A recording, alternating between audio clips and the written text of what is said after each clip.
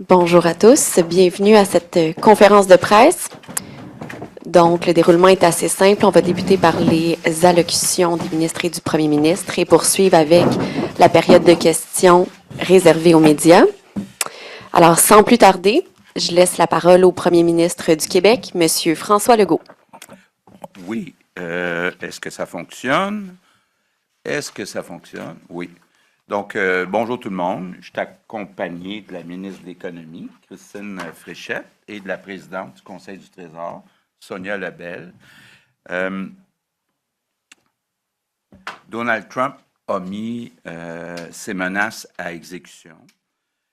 Il a donc déposé, puis a imposé depuis minuit hier soir des droits de douane aux exportations canadiennes et québécoises, 25 sur tous les produits, sauf l'énergie et les minéraux critiques.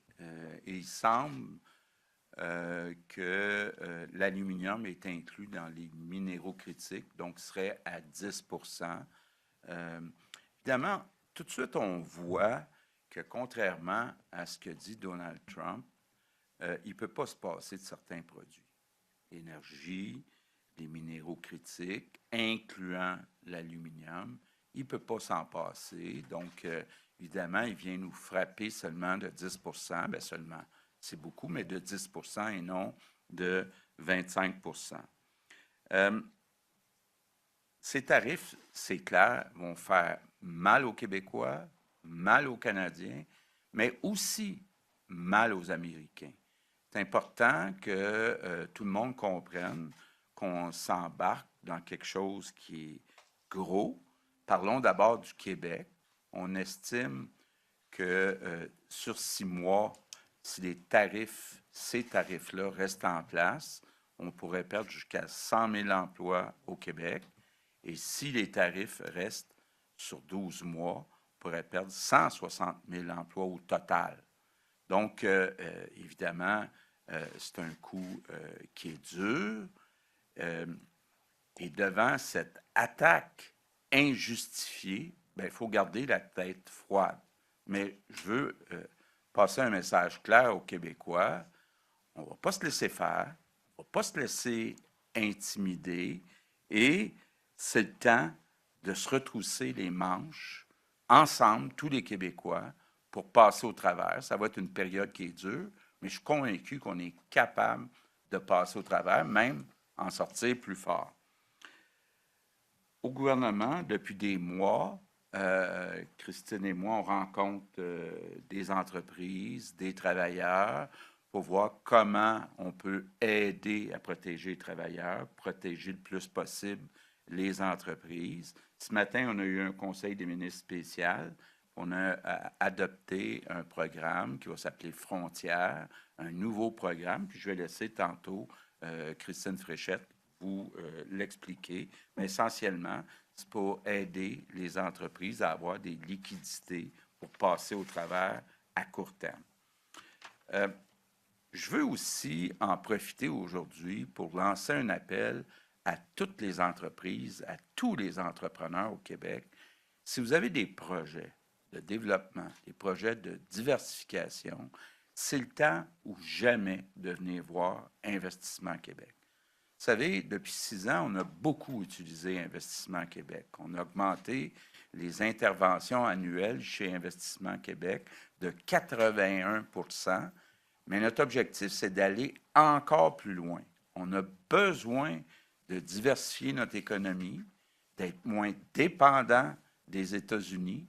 Donc, on a besoin de vos projets. Puis tous les bons projets vont être regardés par Investissement Québec. Puis notre objectif, c'est rien de moins que de dire ce qu'on a fait depuis 6 ans, on a réussi à battre la croissance économique par habitant du reste du Canada, battre l'augmentation des salaires moyens, du revenu disponible moyen, l'augmentation de la productivité du reste du Canada. Il faut en faire encore plus. Puis il faut continuer d'avoir une meilleure performance que le reste du Canada dans les années qui viennent. C'est quelque chose qu'on est capable de faire. on a des outils au Québec que le reste du Canada n'a pas.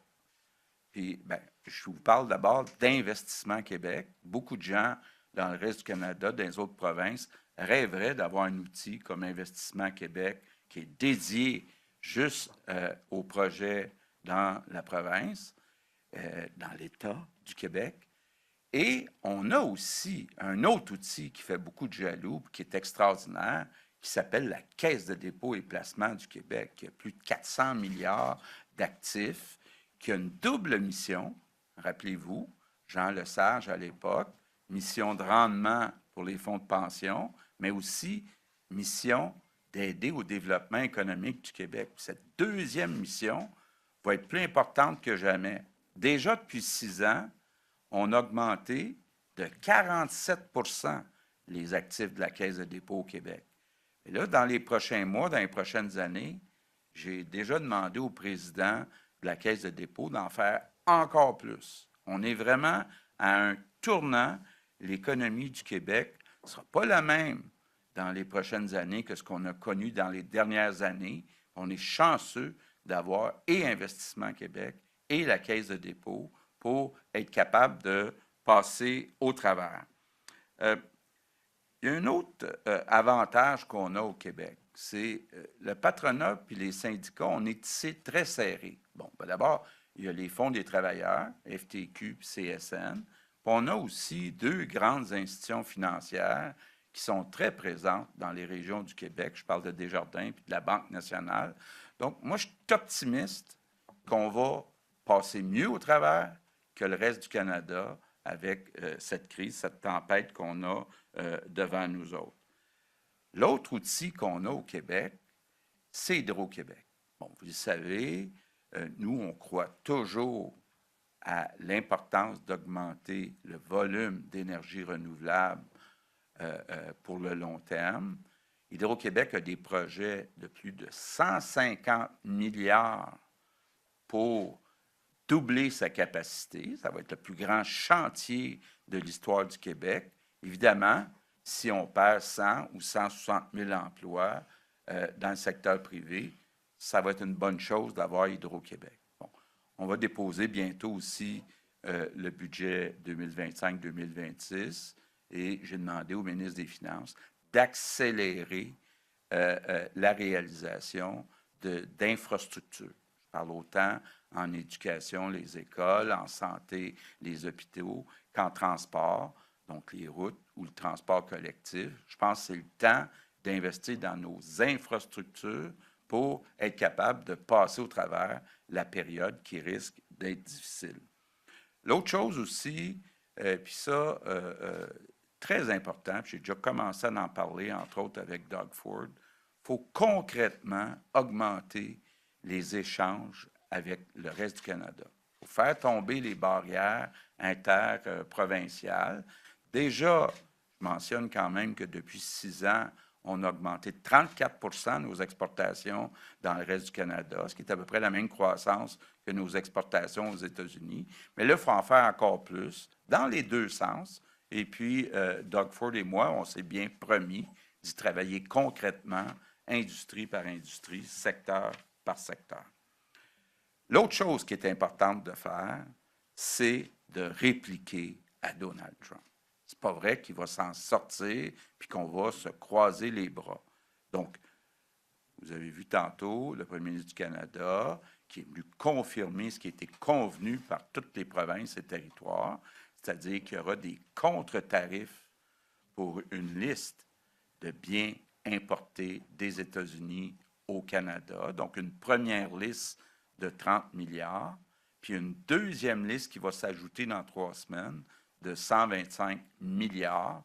Donc, ça va donner une chance à certaines de nos entreprises d'avoir une marge de manœuvre pour développer des produits faits au Québec et au Canada qui vont venir être plus compétitifs avec les produits américains sur lesquels il y a des contre-tarifs, puisque ces produits-là, bien, le prix va être augmenté de 25 %.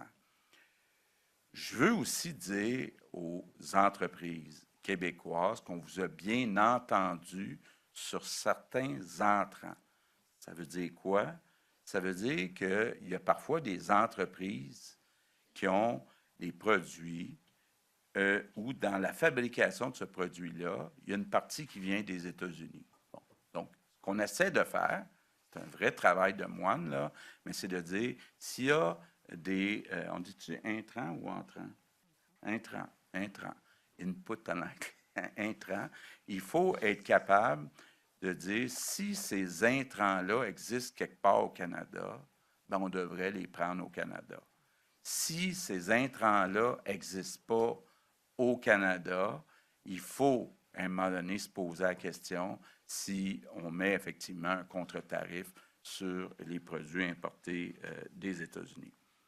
Je passe pas par là, je ne suis pas rendu là, mais je passe à ce que Sonia Lebel va vous parler tantôt.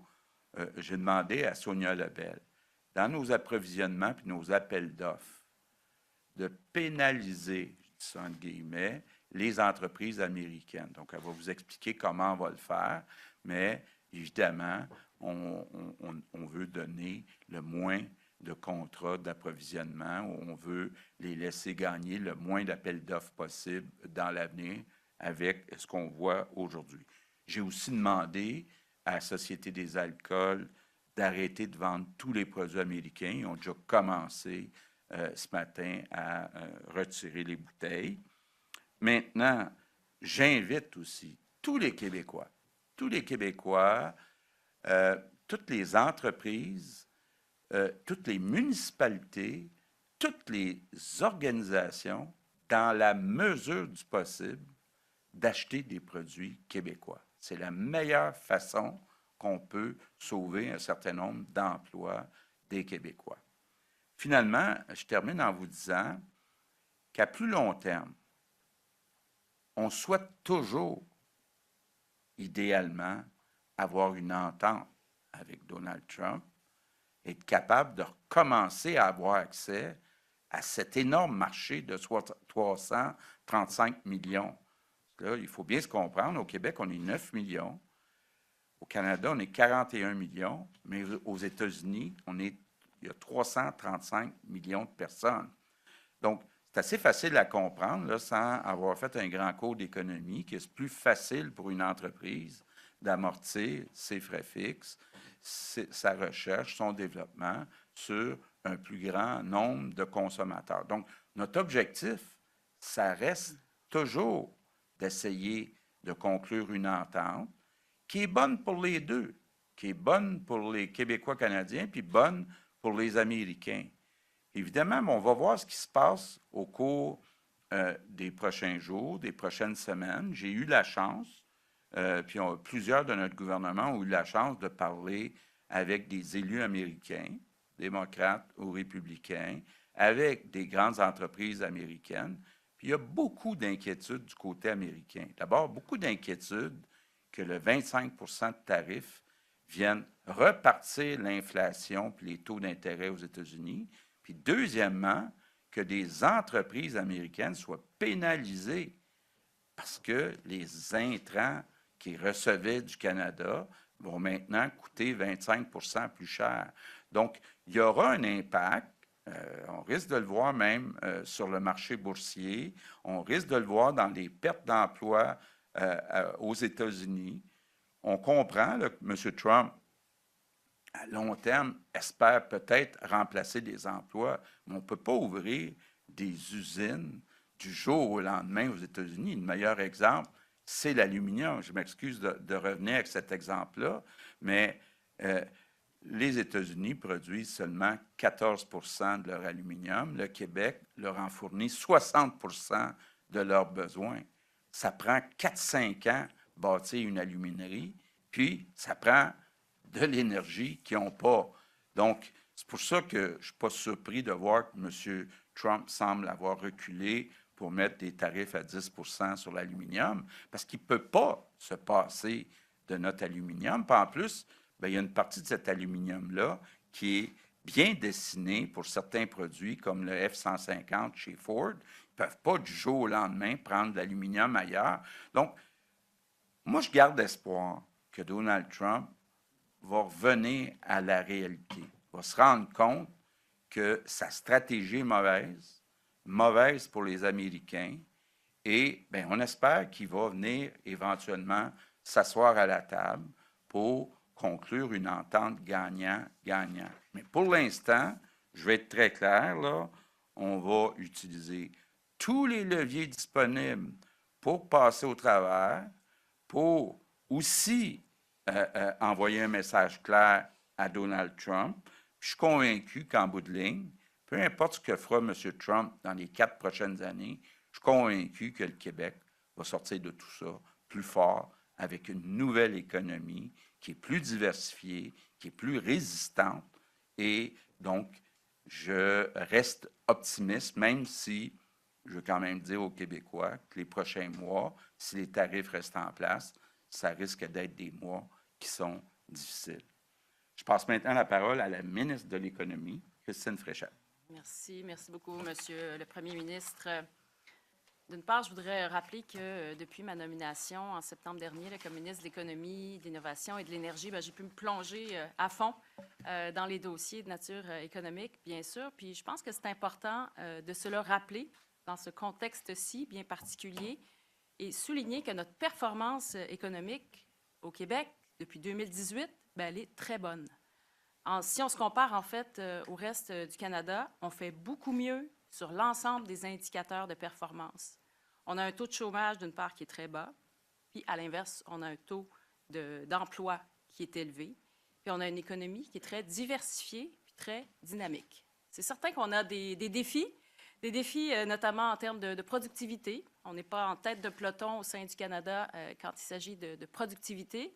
Et quand on regarde la performance du Canada dans son ensemble versus celle des États-Unis, là encore, il y a un écart important et un écart qui s'est agrandi depuis la pandémie. Autre défi qu'on a, puis on l'a répété beaucoup ces derniers mois, c'est qu'on a une trop grande dépendance au marché américain.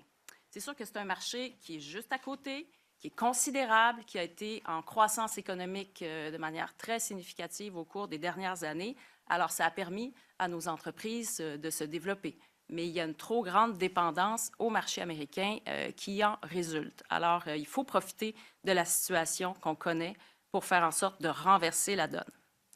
À court terme, pour soutenir les entreprises qui vont être vraiment affectées par les tarifs douaniers, on a mis sur pied un tout nouveau programme, le programme Frontières.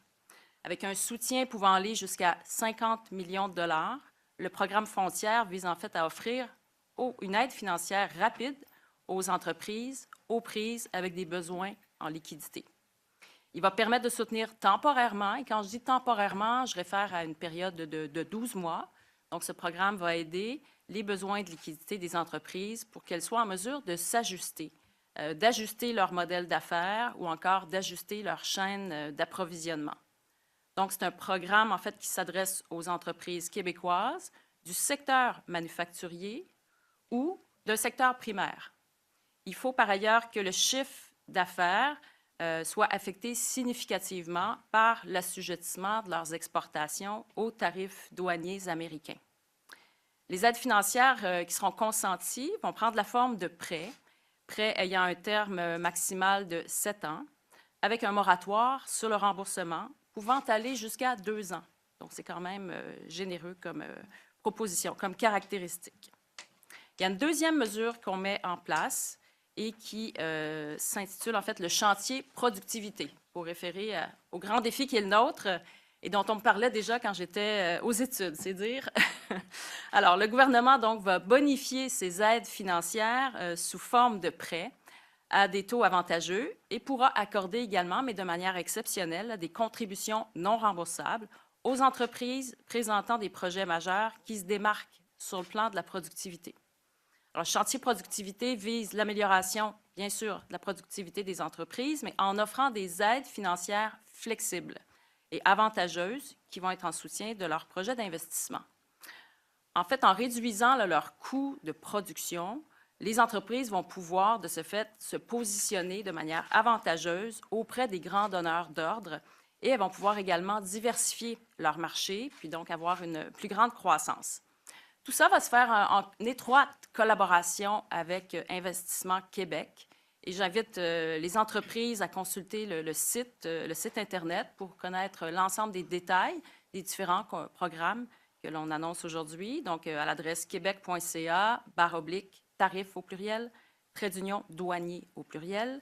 Donc, vous trouvez là l'ensemble des mesures qui sont présentées aujourd'hui. Et sachez qu'on y est allé de mesures simples. C'est très clair de la manière que ça a été monté. L'ensemble de nos programmes tient sur un apron. Donc, c'est vous dire à quel point on a voulu faire dans la simplicité. C'était une demande des entreprises et on a œuvré dans cette perspective-là. C'est sûr que dans le contexte actuel, notre priorité, c'est de protéger les économies. L'économie, c'est de protéger les entreprises, de même que les travailleurs. Alors, les mesures qu'on annonce, elles font partie du soutien pour aider les entreprises à demeurer productives, à demeurer compétitives et à s'inscrire dans une approche de diversification de leur marché. Et au cours des dernières semaines, j'ai rencontré plusieurs entreprises, en fait plus d'une centaine d'entreprises, et j'ai rencontré également plusieurs chambres de commerce un peu partout au Québec, avec des petites, des moyennes, des grandes entreprises actives dans des secteurs stratégiques. Et j'ai tenu à faire ces rencontres, j'en tenais d'ailleurs encore ce matin, parce que je veux bien comprendre et je veux comme gouvernement qu'on soit adapté à la réalité des différentes entreprises, suivant les secteurs, suivant le contexte régional dans lequel elles œuvrent. Alors, on a bien capté les messages et on va garder cette chaîne de communication très active parce qu'on va vouloir voir évoluer sur le terrain la situation et pouvoir bien répondre aux différents besoins qui vont nous être communiqués. Mais ce que je peux dire également que j'ai observé pendant ces mois, je dirais, de tournées puis de rencontres avec des entreprises, c'est que j'ai senti énormément de détermination, de résilience et de solidarité de la part des entreprises. Et je pense que ça, c'est la clé pour la suite. Parce que c'est vraiment sur la base de cette solidarité puis de la prise d'action des entreprises qu'on va pouvoir traverser cette crise-là et en ressortir plus fort. C'est ma conviction profonde qu'on va pouvoir en ressortir plus fort, qu'on aura de plus solides fondations et que nos entreprises pourront se déployer plus avant dans un plus grand nombre de marchés étrangers, notamment. Et puis, j'abonde dans le même sens, bien sûr, que le premier ministre en ce qui a trait au renforcement des chaînes d'approvisionnement québécoises. Je demande à toutes les entreprises que je rencontre d'avoir le réflexe de québéciser ou de canadianiser davantage leur chaîne d'approvisionnement, si faire se peut. Et je sens beaucoup d'écoute en ce sens-là. Alors, voilà, c'est ensemble qu'on va traverser cette tempête et on va mettre de l'avant l'ensemble des programmes requis pour bien épauler les entreprises. Merci. Bravo. Merci. Je passe maintenant la parole à ma collègue, présidente du Conseil du Trésor, Sonia Lebel. Merci. Bonjour tout le monde. Merci, Christine. Aujourd'hui, comme vous l'a expliqué le premier ministre, là, ce qu'on fait, c'est répliquer aux tarifs de l'administration Trump en annonçant plusieurs mesures. Dans le fond, ce qu'on fait, c'est utiliser tous les leviers qui sont à notre disposition. Un de ces leviers dont on dispose, ce sont nos marchés publics. Les marchés publics, ce sont les contrats que le gouvernement du Québec accorde à travers ses différents ministères et organismes. Il y a 400 organismes qui sont inclus, plus de 400, dans cette notion de marché public-là. Donc, ce qu'on veut, c'est utiliser tous nos leviers. Donc, le message qu'on lance aujourd'hui, c'est un message fort. On a pris la décision de pénaliser les entreprises américaines qui soumissionnent sur nos appels d'offres publics. Elles se verront, à partir de maintenant, imposer une pénalité qui pourrait aller jusqu'à 25 %. Par cette mesure, qu'est-ce qu'on vise particulièrement? Bien, on vise les secteurs où elles sont davantage présentes là, dans nos approvisionnements. Je vous donne quelques exemples. Les matériels et les logiciels informatiques, les fournitures et équipements médicaux, les produits pharmaceutiques, les instruments scientifiques. C'est un message important qu'on lance aujourd'hui. Ce qu'on veut démontrer, c'est que les Québécois se tiennent debout pour protéger leur économie. Ce qu'on veut faire en même temps, donc non seulement on veut pénaliser les entreprises américaines qui soumissionnent dans ces secteurs, mais ce qu'on veut faire aussi, c'est soutenir les entreprises québécoises pour les aider à intégrer ces secteurs-là, réduire, encore une fois, on le disait, diversifier et réduire notre dépendance dans ces différents secteurs. Donc, ce qu'on veut faire, non seulement, c'est pénaliser, mais en même temps, l'effet, je vous dirais, positif pour nos entreprises, c'est de leur donner une meilleure marge de manœuvre pour être capable de gagner, justement, ces contrats publics-là et réduire ainsi notre dépendance là, aux États-Unis. C'est une question d'équilibre, tout ça. Donc, l'idée, c'est de pénaliser, mais en même temps, d'avoir toujours en tête l'intérêt de nos entreprises québécoises, diversifier nos marchés à travers nos marchés publics. Ces pénalités-là s'ajoutent à d'autres mesures qui sont déjà contenues dans la stratégie des marchés publics qu'on a déposée il y a 2 ans. Ça fait longtemps qu'au gouvernement du Québec, on dit qu'il faut favoriser les produits québécois. C'est important pour notre économie, c'est important pour la reconnaissance de nos entreprises, pour nos emplois, mais ça devient encore plus, je dirais, stratégique et criant de le faire aujourd'hui. Donc, on ajoute une mesure supplémentaire, mais je pense qu'il ne faut pas oublier qu'on a de l'avant des mesures dans notre stratégie qui ont permis, dans les 2 dernières années, d'augmenter de 1,2 milliard les contrats publics qui vont maintenant à des entreprises québécoises en approvisionnement. Au départ de la stratégie, c'était 38 de nos approvisionnements. Maintenant, on est rendu à plus de 52 et l'aiguille continue de bouger dans la bonne direction. Donc, on va continuer à pousser les mesures, à voir comment on peut accompagner nos entreprises, à leur donner des tarifs préférentiels quand c'est possible de le faire. Donc, on va continuer dans ce sens-là parce que, nonobstant l'administration Trump, pour moi et pour nous, au gouvernement du Québec, il a toujours été une priorité d'être exemplaire et de favoriser l'achat québécois. Donc, on va profiter de la situation pour aider nos entreprises québécoises à mieux intégrer le marché de nos contrats publics. La bonne nouvelle, je vous dirais, c'est que plus de 85 de nos contrats publics aujourd'hui sont donnés à des entreprises québécoises. Et si on inclut le marché canadien, qui vont, je l'espère, devenir un plus grand partenaire dans le futur compte tenu de ce qui se passe, c'est plus de 96 de nos contrats publics qui sont donnés à des entreprises qui ont pignon sur rue au Québec ou au Canada. Mais on va continuer dans le bon sens. Et aujourd'hui, ce qu'on annonce, c'est cette pénalité allant jusqu'à 25 pour les entreprises américaines. Et je pense que c'est important de lancer un signal fort. On va continuer à suivre de très près, avec ma collègue à l'économie, la situation. Et on s'adaptera et on s'ajustera dans les mesures si c'est nécessaire de le faire. Mais on va appliquer là aujourd'hui des mesures. Partout, ça va être avantageux de le faire pour nous. Mais on ne perdra jamais de vue l'intérêt des Québécois, l'intérêt de nos entreprises et l'intérêt du Québec dans les mesures qu'on mettra de l'avant. Merci. Merci beaucoup. On va maintenant passer à la période de questions. Il y a 2 micros. On va alterner d'un micro à l'autre, pardon. On va débuter en français et terminer en anglais. Ce sera une question, une sous-question. On commence avec Carl Marchand, Cogeco. Monsieur Legault, est-ce que vous envisagez de couper le courant aux États-Unis avec le sourire comme Doug Ford? Écoutez, j'en ai parlé effectivement avec Doug Ford. Je pense que ce qu'on peut appeler une guerre commerciale, ça commence. J'ai toujours dit qu'il ne faut rien exclure. Aujourd'hui, on annonce des comptes tarifs, on annonce des mesures avec le Trésor sur nos approvisionnements, nos appels d'offres. Éventuellement, on n'exclut rien. Mais aujourd'hui, on ne parle pas de ça. Est-ce que vous pensez à un marché comme la Chine étant un endroit privilégié où il faut développer les affaires pour le Québec? Ben, c'est une bonne question. C'est un peu spécial que M. Trump ne veuille pas être allié avec nous contre la Chine. Parce que beaucoup de choses à reprocher à la Chine. D'abord, l'accès à ces marchés est difficile. Le respect de nos brevets est difficile. Les jeux sur le taux de change ne sont pas toujours équitables. Donc, c'est certain qu'à choisir entre les États-Unis et la Chine, on aime mieux les États-Unis. On a déjà un déficit commercial important au Québec avec la Chine. Donc, moi, ce que j'ai déjà dit, c'est qu'il ne faut pas exclure de s'harmoniser avec les États-Unis dans les tarifs contre la Chine. Donc, je ne pense pas à court terme là, qu'on doit regarder du côté de la Chine. Merci. Prochaine question, prochain micro. Bonjour, M. Legault, Étienne Malouin de TVA. Concernant l'aluminium, on comprend que les tarifs de M. Trump sont présentement à 10 % mais vous l'avez mentionné, les Américains ont besoin de l'aluminium du Québec. Est-ce que vous songez à imposer des contre-tarifs plus importants que le 10 % présentement sur l'aluminium? Écoutez, on n'exclut rien. D'ailleurs, j'ai une rencontre demain matin avec le président mondial de Rio Tinto. Il y a 2 grandes entreprises au Québec, Rio Tinto, qui appartient à des Australiens, puis il y a Alcoa, qui appartient à des Américains. Donc, avec ces 2 grandes entreprises, on va regarder quelle est la meilleure stratégie. Mais ça ne veut pas dire que la meilleure stratégie pour ces 2 grandes entreprises-là, là, qui font en passant beaucoup de lobby auprès des 3 partis d'opposition, que c'est la meilleure position pour le Québec, pour le Canada.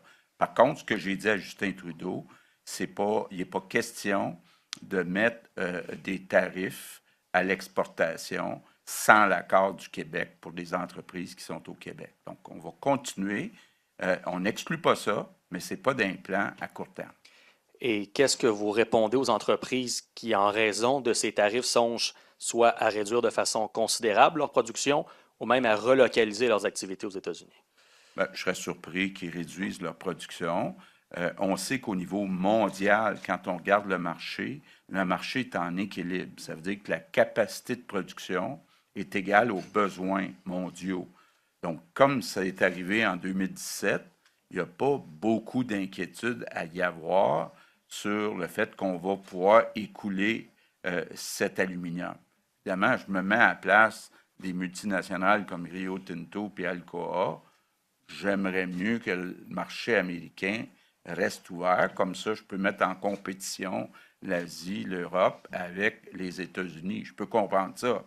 Mais avec ce que fait M. Trump aujourd'hui, je pense qu'on ne doit rien exclure parce que M. Trump sait très bien que seulement 14 de l'aluminium utilisé par les grands, là, comme GM, Ford, Chrysler, l'aérospatial, 60 des besoins en aluminium viennent du Québec. Donc, de venir nous faire un affront comme il fait aujourd'hui, là, ben, je pense qu'il ne faut rien exclure. Prochaine question. Éric Desrosiers du Devoir. Tout à l'heure, on a demandé au premier ministre Trudeau qu'est-ce qu'il entendait déployer comme politique d'aide, programme d'aide pour les travailleurs et les entreprises. Il a dit que sa priorité actuellement était plus de la contre-attaque contre les tarifs de M. Trump et de le faire changer d'idée. Êtes-vous d'accord que la priorité devrait plutôt être de faire mal aux Américains pour les convaincre de changer d'idée ou est-ce que c'est de venir en aide aux travailleurs et aux entreprises?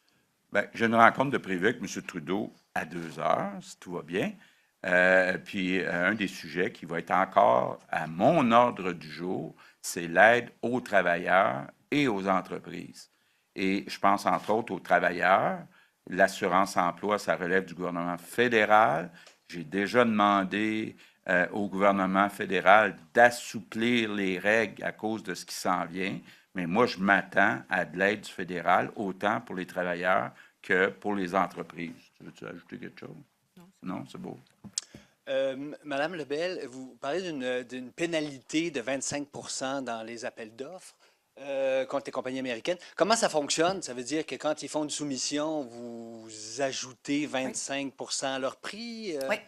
Absolument. C'est-à-dire qu'on va prendre les soumissions qui sont déposées par les diverses compagnies et on fait pour les prix des compagnies qui viennent du marché américain, on fait plus 25, ce qui devrait donner une marge de manœuvre pour nos entreprises pour être capables de remporter l'appel d'offres. Mais naturellement, le prix payé va être le prix à la soumission et pas le prix plus 25. Là, on ne va pas se donner nous-mêmes la marge de payer 25 de plus. Mais donc, on regarde 3 entreprises. S'il y en a une, je vais faire un chiffre, là, une à 100 une à 90 à titre d'exemple, qui est américaine, une à 100 qui est canadienne, qui est québécoise ou canadienne.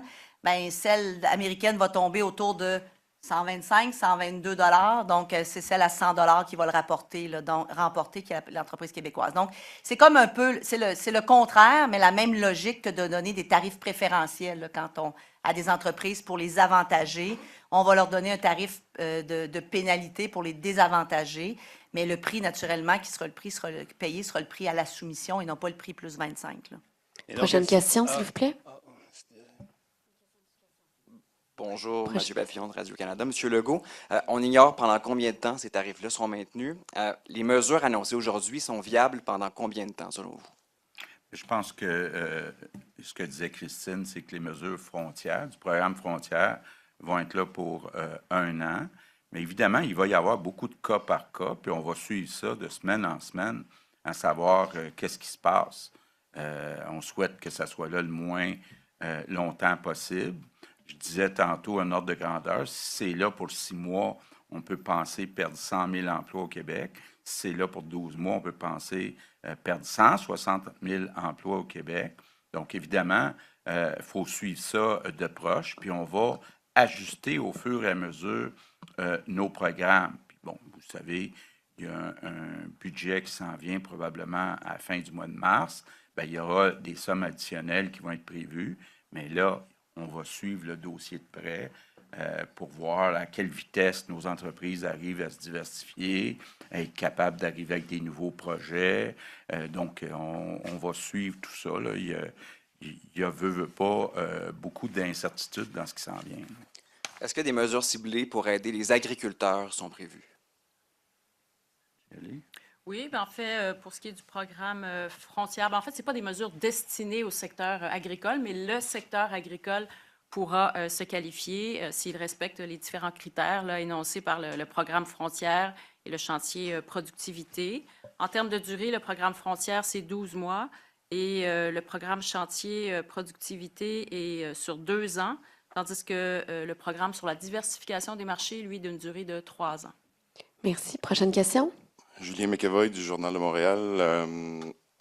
Est-ce que vous avez une idée si le programme Frontières est juste pour les grosses entreprises ou pour toutes les entreprises? En fait, ça va être pour toute entreprise qui a un chiffre d'affaires de 3 millions de dollars ou plus. Est-ce que vous savez c'est combien d'entreprises sur le nombre total au Québec, ça? Je n'ai pas le nombre d'entreprises exact, mais je peux vous dire que 3 millions de dollars de chiffre d'affaires, c'est autour d'une trentaine d'employés. Donc, c'est pour vous dire que c'est des petites entreprises qui auront accès à ce programme-là frontière, assurément les moyennes entreprises aussi dans leur ensemble. Advenant qu'il y ait des petites entreprises qui ne se qualifient pas pour le programme frontière, je les invite à prendre contact avec Investissement Québec parce qu'on a le programme Parezo qui va probablement répondre à leurs besoins. Donc, elles ne sont pas sans filet. C'est juste que le programme qui est mis sur pied aujourd'hui ne s'adresse pas nécessairement aux très petites entreprises, là, disons de moins de 20 employés, mais on a le programme Parezo à Investissement Québec qui pourrait répondre. C'est important aussi de rappeler qu'Investissement Québec a un bureau dans chaque région. Oui. C'est pour les petits montants. Ça va être Investissement Québec régional qui va pouvoir avancer l'argent. Donc, ça va nous permettre d'agir plus rapidement pour les aider. Ben, justement, vous nous avez fait un bel éloge du bras financier qu'est Investissement Québec. On a bien vu là, la pancarte Open for Business dans la fenêtre. Est-ce que vous pensez donner du muscle à votre bras, plus de cash, un volume d'affaires plus élevé? Comment vous voyez ça là, dans les temps qui viennent? Ben, déjà, comme je le disais, depuis 6 ans, on a augmenté de 81 % les interventions annuelles en dollars. Et je ne veux pas dévoiler ce qu'il y a dans le prochain budget, mais je peux déjà vous dire qu'on va augmenter les sommes chez Investissement Québec. Prochaine question. Bonjour, M. Legault. Je suis encore de ce côté ici. Pierre Saint-Arnaud de la Presse canadienne. Ce matin, M. Trudeau a dit qu'il ne sait plus à quoi s'en tenir trop avec M. Trump lorsqu'il est question de la CE et que la seule chose dont il est sûr, c'est que son intention, c'est d'écraser l'économie canadienne pour faciliter l'annexion du Canada aux États-Unis. Vous pensez quoi de ce genre d'affirmation-là? Bien, malheureusement, je pense qu'il ne faut pas exclure effectivement cet objectif. Quand je suis allé à Washington, j'ai entendu ça de la part d'un de ses conseillers. Écoutez, d'abord, je pense qu'au niveau économique, M. Trump prend un mauvais chemin pour atteindre ses objectifs qui sont flous. Je pense que ses objectifs à long terme, c'est de produire plus aux États-Unis, puis c'est d'avoir peut-être une entente à long terme avec le Québec et le Canada sur les minéraux critiques. Et quand je disais qu'on est ouvert à travailler ensemble, ben, je ne parlais pas de faire des compromis sur les emplois, je parlais de développer une entente gagnant-gagnant. Mais la façon dont il s'y prend, est-ce que c'est en mettant des tarifs de 25 % pour créer une récession au Canada, pour qu'on soit en position de faiblesse, pour négocier, entre autres, l'accès à long terme à nos minéraux critiques? Tout ça est possible. Bon, est-ce qu'il veut avoir nos minéraux critiques en essayant que le Canada devienne le 51e État aux États-Unis? Moi, je peux vous dire, ça n'arrivera pas. Ça n'arrivera sûrement pas au Québec. Puis ce que j'entends dans le reste du Canada, ça n'arrivera pas non plus. Donc, je pense qu'il prend le mauvais chemin, Donald Trump. Et puis, les mesures qu'on annonce aujourd'hui, entre autres les mesures de représailles, je pense que ça va être à suivre dans les prochaines semaines. la bourse américaine, les taux d'intérêt, l'inflation aux États-Unis. On va suivre ça parce qu'il ne prend vraiment pas le bon moyen pour atteindre ses objectifs. Mon autre question est pour Mme Lebel. Je suis ici, Mme. Pourquoi 25 aux Américains? Pourquoi, même si je sais là, que c'est pas particulièrement permis là, par les règles de l'OMC, mais de toute façon, les Américains ne les respectent plus. Pourquoi 25 et pourquoi ne pas tout simplement fermer la porte complètement à toute soumission américaine? Bien, parce que je vous ai parlé d'entrée de jeu qu'il y a 3 secteurs névralgiques pour le Québec quand on parle de technologie de l'information, mais particulièrement l'approvisionnement en équipement médical. Je vais vous parler de ça. Je pense qu'il faut le faire de façon intelligente et équilibrée pour le Québec. Donc, l'idée est d'aider nos entreprises qui sont absentes ou presque complètement absentes de ces secteurs-là.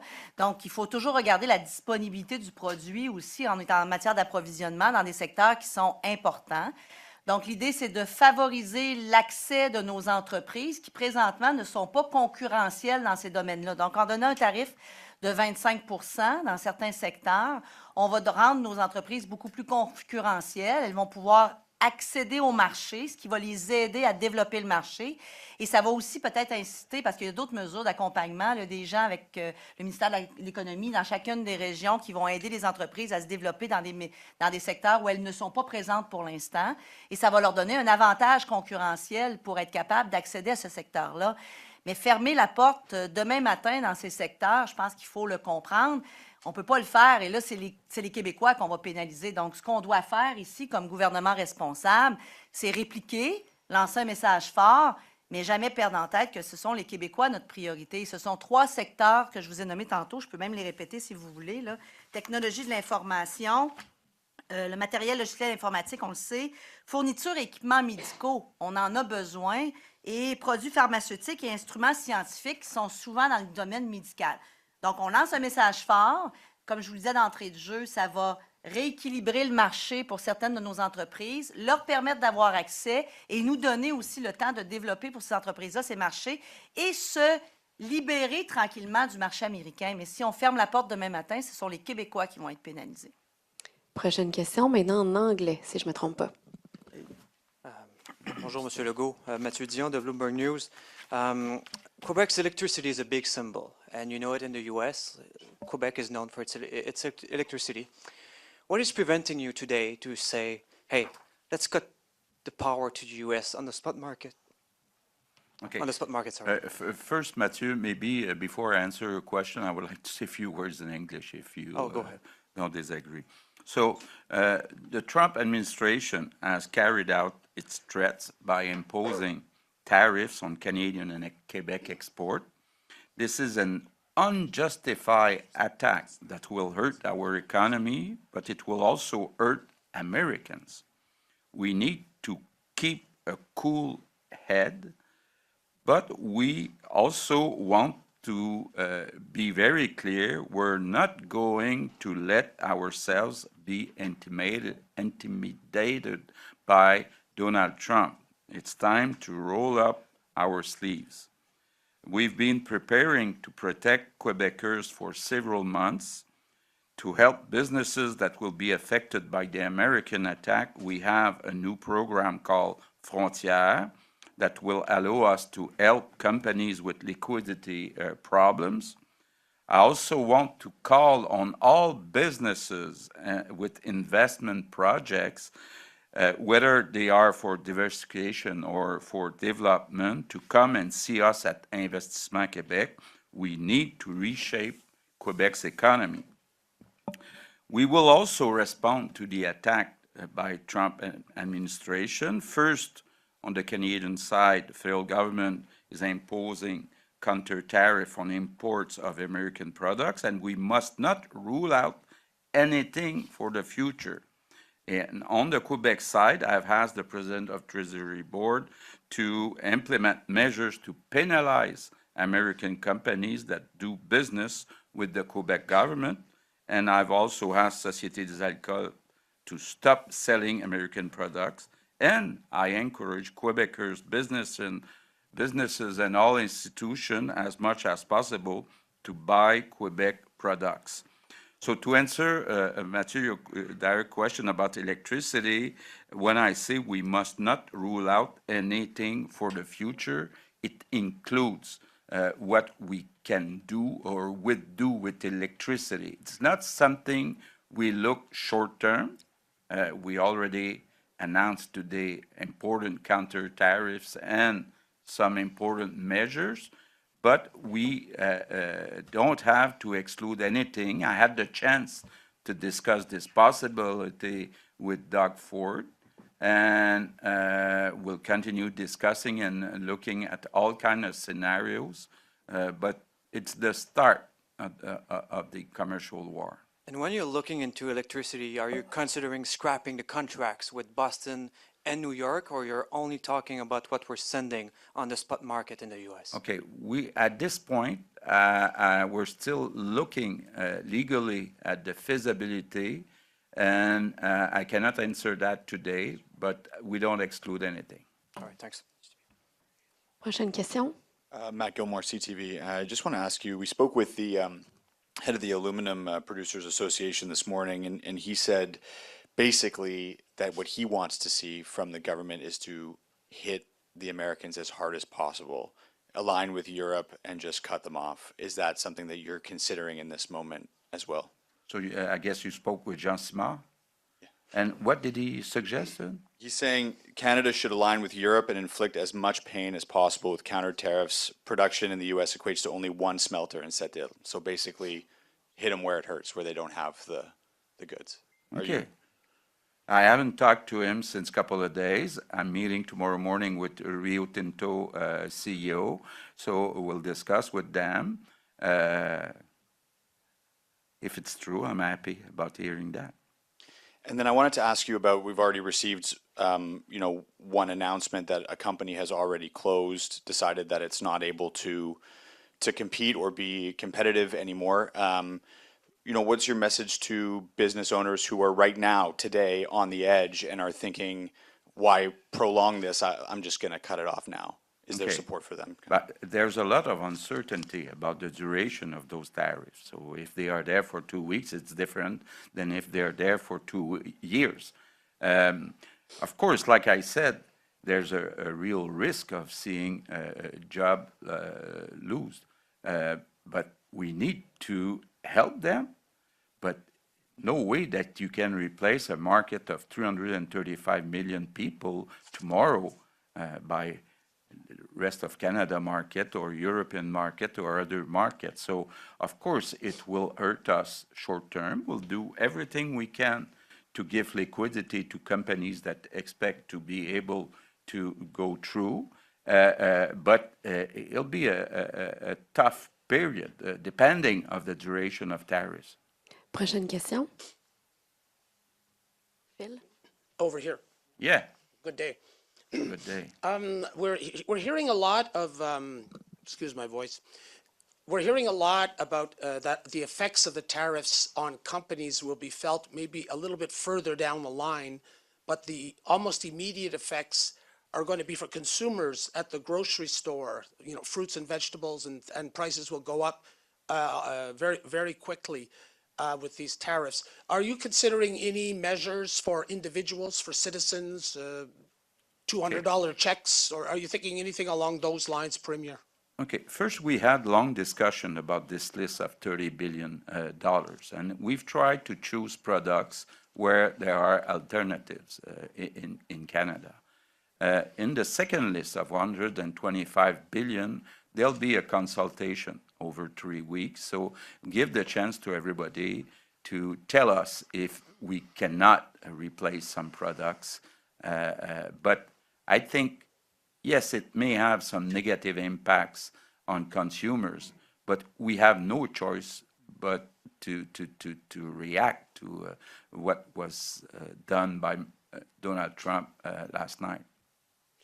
And for Madame Lebel, the Quebec government, on your 25% on tenders for American companies, Quebec does not buy all that much in the States. Is this more of a symbolic gesture on the part of the government, or will they really get a message there that Quebec is angry about these tariffs? Well, this is actually a message that we want to send, that we're not very happy and I would say angry about those tariffs. You have to discriminate between the fact that companies has un pied-à-terre, an address in Quebec or Canada, and product that comes from the U.S. On the second step of all of that, we're going to work with the Ministère de l'Économie to see what we can do for les produits qui viennent des États-Unis. But you're right. I mean, this is something that we're going to apply for all the call for tenders that we are going to on which the American companies would apply on. So, and the effect of that we wish will be not only to punish them, but to help our own companies to grow in those sectors where we need them to grow for the future, to make sure that we're not as much as needed for the American companies that we are right now. Prochaine question. Dan Spector from Global News. Mr. Legault, what's your message to Quebecers who are just generally feeling quite worried, concerned today? It will be a tough period to go through, but we can go through. The Quebec government will be there to protect them. So with the federal government will help the workers that may lose their jobs, will help all companies having projects for diversification or to increase or put new products in place. We are already working with Hydro-Québec to create at least 35,000 jobs that will help. We'll do the same with infrastructures. We'll accelerate. So I think it'll be tough, but I expect that we'll do better than the rest of Canada because of the tools we have, and mainly 3 tools: Investissement Québec, Caisse de dépôt, and Hydro-Québec. So even if it will be tough, I think at the end, in 1 year, 2 years, our economy will be stronger, less dependent from the United States. So our economy will be a new economy, but a more solid economy. You talked about the conversations you've had with Doug Ford about the trade opportunities between the 2 provinces. What do you see as the easiest short-term ways that we could diversify the markets for our products and for our businesses? But that's what we're looking at, sector by sector. I think that we are better, Quebec, Ontario, and the rest of Canada, to amortize fixed costs of different companies over a market of 41 million people instead of keeping our own market, 9 million in Quebec, I don't know, maybe 15 in Ontario. So it's good for both of us to share some products and help each other to replace a part of the U.S. market. Prochaine question. Good afternoon, Matt Demo from CBC Montreal. You mentioned the difficulties of changing the market in the short term and basically that it can't be done overnight. I spoke with somebody from the Federation of Chambers of Commerce of Quebec, and this is what they're talking about long term, almost a philosophical change in the way we think about trade to become less dependent on the United States. I know that right now we're focused on the here and now and short and medium term, but are there already discussions about what Quebec trade is going to look like when all this is over? Because as the Chamber of Commerce said, this has happened before with tariffs, and why not think that it could happen again in 2 years, 4 years, or even beyond the Trump administration? Yeah, but as you know, even if we had this threat from Donald Trump, we're trying to build a green economy in Quebec. So we expect to have 2 economic booms. The first one is with the investment of $150 billion at Hydro-Québec. And the second boom is we'll be able to convince manufacturing companies to invest in Quebec to produce more green products. So I think these are the kind of changes we'll see. And of course, when I say that the economy will be different in a couple of years, but if we really lose access to the U.S. market, we may have to change sectors in which we produce products. So I think March 4th, 2025 will become an historical date for the future of our economy. But because of the tools we have, I'm confident that in a couple of years we'll be in a more solid position than we are today. But of course, it won't be the same economy. And to ask you as well, obviously the provinces are talking with the federal government. You've mentioned the conversations you're having with them. Do you feel like Quebec has a loud enough voice at the table? Do you feel heard?